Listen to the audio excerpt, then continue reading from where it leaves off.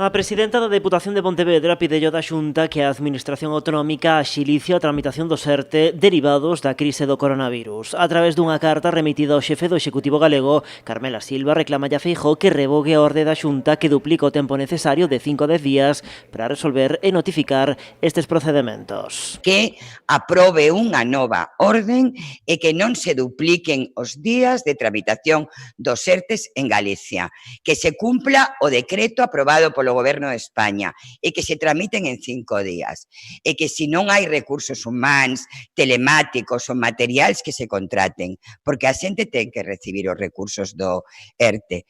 Silva remitiulle unha segunda carta a Núñez Feijóo suxeríndolle que convoque as 4 deputacións galegas para que poidan aportar ideas para loitar contra a pandemia. Sobre o reparto de máscaras, a presidenta provincial anunciou que a Deputación se vai facer con 150.000 para cubrir as necesidades de todos os traballadores da Deputación. Sobre o reparto entre a aprobación e xeral, di que a Xunta é a única administración competente. Dixeron que eran os únicos competentes, polo tanto, eu teño a obriga de respetar as competencias de cada administración.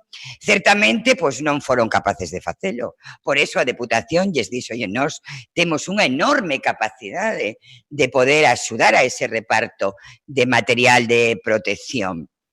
E seguimos estando a disposición da Xunta para facelo. A presidenta provincial lembrou tamén que nas últimas semanas a Deputación xa tomou medidas de apoio aos concellos e á cidadanía. Imos a modificar a nosa ordenanza para que tanto empresas como cidadanía poidan facer frente aos seus pagos tributarios de unha forma fraccionada, casi cunha petición á carta, que cada empresa, que cada cidadán poida distribuir o pago deses tributos e tasas ao longo de todo o ano, como mellor lles veña, porque hoxe pois, estamos nunha situación moi complicada e temos que tomar moitas medidas, así como ese fondo de liquidez de 21 millóns de euros que adiantamos para que os concellos poidan ter recursos para facer frente ás súas necesidades. Avanzou tamén que o vindeiro venres vaise celebrar o primeiro pleno provincial dende o comezo do estado de alarma, unha sesión que será telemática.